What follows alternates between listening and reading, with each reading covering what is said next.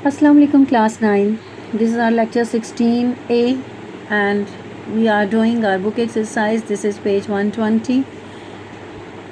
Today we will discuss how to write dependent and independent clauses collectively. Use of comma to separate a dependent clause from the main clause.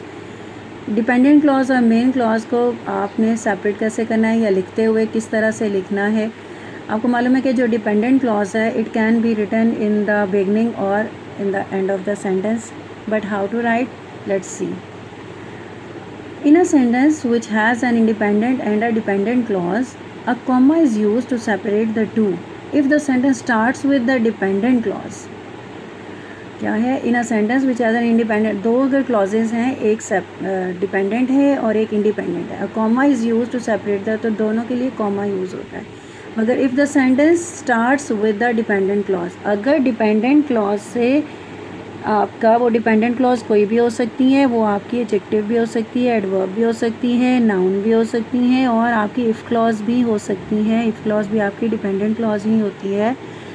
कोई भी जो dependent clause अगर आपके beginning of the sentence में होगी तो दोनों clauses को सेपरेट करने के लिए ये जहाँ पे भी आपकी डिपेंडेंट क्लॉज ख़त्म होगी वहाँ पे कॉमा इंसर्ट होगा।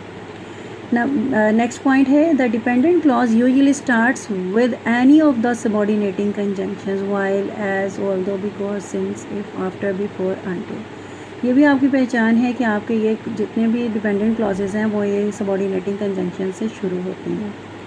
नेक्स्ट चीज़ क्या है, if the same sentence starts with an independent clause no comma is required. और ये है कि अगर आपके मेन क्लॉज शुरू में आ रही है या इंडिपेंडेंट क्लॉज शुरू में आ रही है तो फिर दोनों को ज्वाइन करने के लिए कॉमा की ज़रूरत नहीं होती है। एग्जाम्पल्स को आप बहुत अच्छी तरह से देख लें, ये पेपर में आपके डिफरेंट वे में आती है, मैं साथ साथ आपको डिस्कस कर दूँगी। While I was eating the door bell rang. While क्या है, आपकी सबऑर्डिनेटिंग कंजंक्शन है। जब मैं खा रहा था तो घंटी बजी, दरवाज़े की घंटी बजी। द डोर बेल रैंग आपकी इंडिपेंडेंट क्लॉज है और आपका जो start beginning of the sentence है वाइल आई वॉज ईटिंग आपकी डिपेंडेंट क्लॉज है, वाइल आपकी सबऑर्डिनेटिंग कंजंक्शन है। अब यहाँ पे आपके ये सारी चीज़ें पूछी जा सकती हैं।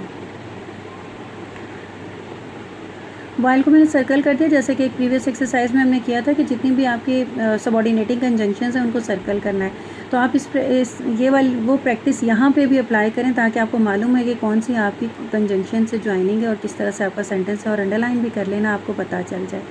द डोर बेल रैंग, और इस सेंटेंस को नीचे देखें, the door bell rang while I was eating. जब आपकी मेन क्लॉज शुरू में आ गई तो दरमियान में कॉमे की ज़रूरत ख़त्म हो गई है। Next example is because her alarm clock had been broken she was late for class. She was late for class independent clause है जो बाद में है, तो देखें आपकी बिकॉज से शुरू हो रहा है। बिकॉज आपकी सबऑर्डिनेटिंग कंजंक्शन है, तो दोनों की ज्वाइनिंग जो पार्ट्स ऑफ सेंटेंस हैं, क्लॉजेज ऑफ सेंटेंस हैं, कॉमे से हुई है। और इसी को अगर आप इसके वाइस वर्सा हो यानी इसके ऑपोजिट वे में हो, she was late for school because alarm clock had been broken, तो फिर उसमें कॉमे की ज़रूरत नहीं है।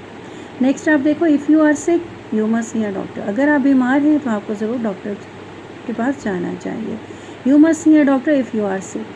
अगर उसको आप इस फॉर्म में लिखोगे तो फिर कॉमे की ज़रूरत ख़त्म हो जाएगी, अगर आपकी मेन क्लॉज शुरू में आ जाएगी। When the rain stops we will clean the driveway.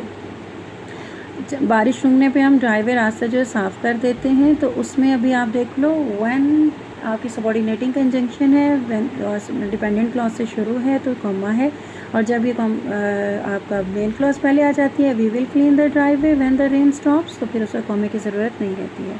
अब मैंने बताना आपको ये है कि इसमें आपको ये पूछा जा सकता है, पहली बात तो ये है कि इसमें सबऑर्डिनेटिंग कंजंक्शन के बारे में क्वेश्चन हो सकता है।